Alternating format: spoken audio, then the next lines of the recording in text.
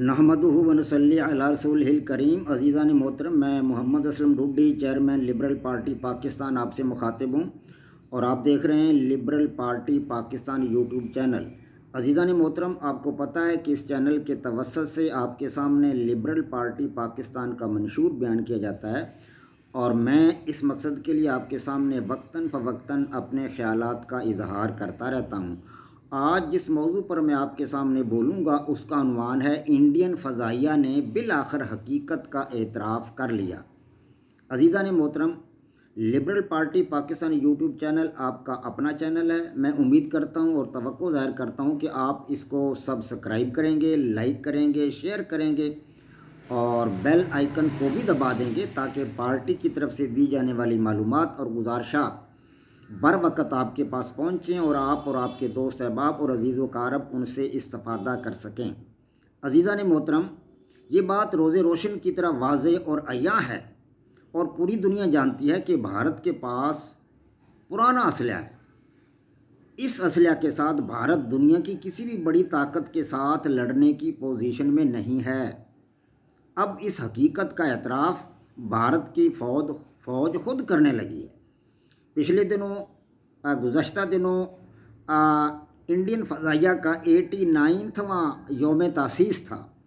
इस यौम तासीस को बड़े आला पैमाने पर मनाया गया, लेकिन इसमें जो तकरीरें की गईं वो हकीकत का एतराफ़ करने वाली थी। फ़ज़ाइया के सरबरा एयर चीफ VR चौधरी ने अपनी तकरीर में इस हकीकत का एतराफ़ किया। उसने कहा कि हमारे पास जो तैयारे हैं ये चीन और पाकिस्तान का मुकाबला करने की पोजीशन में नहीं हैं।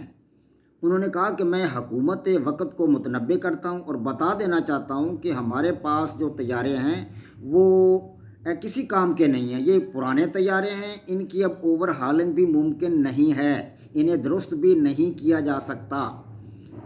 और नए तैयारे ख़रीदने के लिए हमने जो ऑर्डर दिया था, 114 तैयारे ख़रीदने के लिए ऑर्डर दिया गया था, $18 अरब मालियत का, लेकिन हिज़्ब इख्तिलाफ उस रास्ता में भी रोड़े अटका रही है और उनकी ख़रीदारी के लिए हिज़्ब इख्तिलाफ जो है वो इल्ज़ाम ऐड कर रही है कि हुकूमत वक़्त ने करप्शन की है और अब ये मज़ीद करप्शन करेंगे। लिहाजा उन तैयारों की ख़रीदारी के रास्ते में भी रोड़े अटकाए जा रहे हैं और उनकी ख़रीदारी भी जल्द मुमकिन नहीं हो रही। इसलिए हमारे पास जो तैयारे हैं इन्हीं से काम चलाना होगा। ये तैयारे बहुत ज़्यादा पुराने हो चुके हैं। इनमें सखोई हैं, मिग हैं, जगवार 21 हैं, जगवार 29 तैयारे हैं और इसी तरह मेराज 2000 तैयारे हैं। ये सब के सब तैयारे उन्होंने बताया कि आउट ऑफ ऑर्डर यानी ख़राब हो चुके हैं और अब मज़ीद 4-5 साल जो चंद तैयारे बाकी रह गए हैं को थोड़े बहुत काम करने वाले, वो भी मज़ीद 4-5 सालों के अंदर अंदर मुकम्मल तौर पर आउट ऑफ ऑर्डर हो जाएंगे।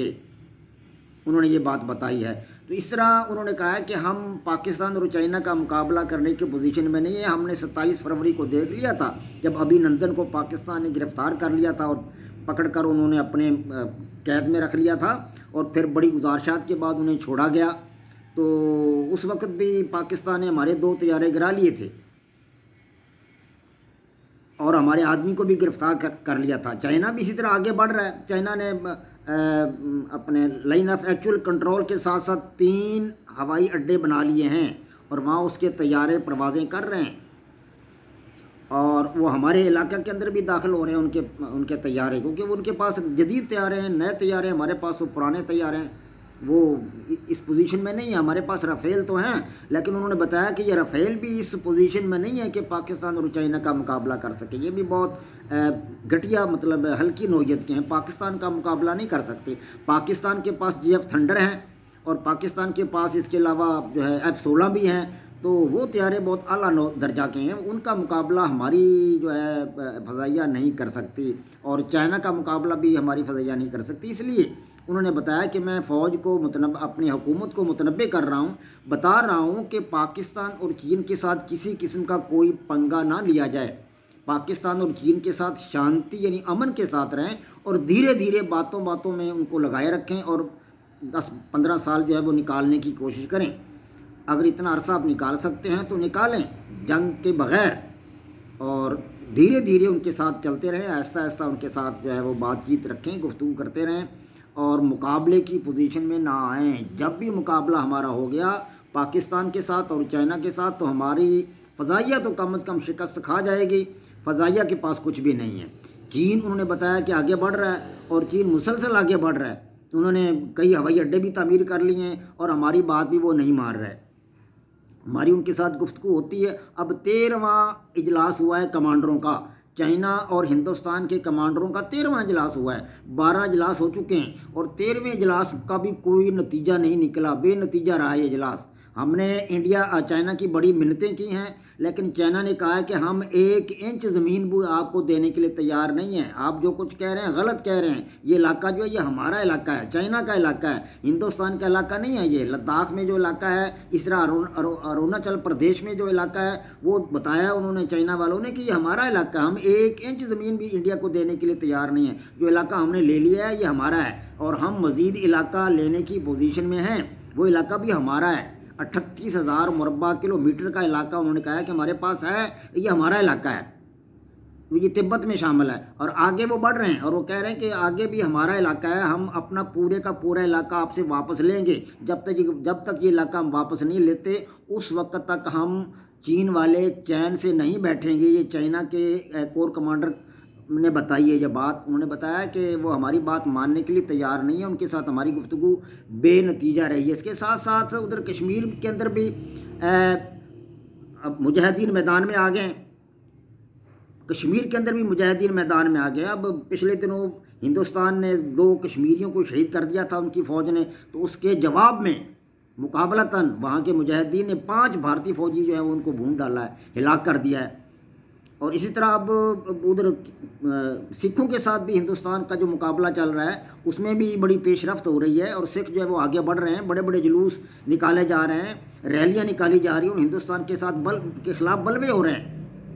اب پچھلے دنوں ایک انڈین وزیر داخلہ کے بیٹے نے کچھ کسانوں کو اپنی کار کے نیچے کچل دیا تھا، اب اس کے خلاف مقدمہ درج نہیں کیا جا رہا تھا۔ اب جب وہاں پہ بلوے پھوٹ پڑے تو اب ہندوستان نے اس کے خلاف مقدمہ پولیس نے درج کر لیا ہے اور اب پتہ چلا ہے کہ اس کو گرفتار بھی کر لیا گیا ہے۔ اس نے 4 کسانوں کو اپنی کار کے نیچے اپنی گاڑی ان کے اوپر چڑھا دی تھی اور 4 کسان ہلاک ہو گئے تھے۔ تو نجوت سنگھ سدھو اور اس کے ساتھی جو ہیں، بے شمار سکھ جو ہیں، لاکھوں کی تعداد میں سکھ جو ہے وہ ہڑتال کیے بیٹھے ہیں اور وہاں انہوں نے دھرنا دے رکھا ہے اور اس دھرنے کے جواب میں ہندوستان کی حکومت مجبور ہو گئی ہے اس نوجوان کو جو کہ ایک وزیر داخلہ کا بیٹا ہے جس نے اپنی گاڑی چڑھائی تھی سکھوں کے اوپر، اس کو گرفتار کرنے کے لیے حکومت وقت جو ہے مجبور ہوگی۔ تو اب اس کو گرفتار کر لیا گیا ہے اور اسے وقتی طور پر جو ہے مطلب اس کے خلاف مقدمہ بھی درج کر لیا گیا ہے۔ تو اب حکومت انڈیا جو ہے وہ کسی طور بھی پاکستان کے تھنڈر طیاروں اور F-16 طیاروں کا مقابلہ کرنے کی پوزیشن میں نہیں ہے۔ یہ ان کی فضائیہ بتا رہی، ان کی فضائیہ کا ہیڈ بتا رہا ہے۔ جب وہ خود یہ بات بتا رہے ہیں تو سمجھ لیں کہ پھر ان کے پاس ہے کیا، صرف باتیں ہیں۔ اب باتوں سے تو کام نہیں نہ چلتا، اب میری باتیں کر کے وقت نہیں ٹالا جا سکتا، حقیقت کا اعتراف کرنا پڑتا ہے۔ تو جس طرح 27 فروری کو پاکستان نے ان کے ساتھ کیا ہے، انشاءاللہ وقت آنے پر پاکستان اس سے بڑا جواب دینے کے لیے تیار ہے انشاءاللہ العزیز۔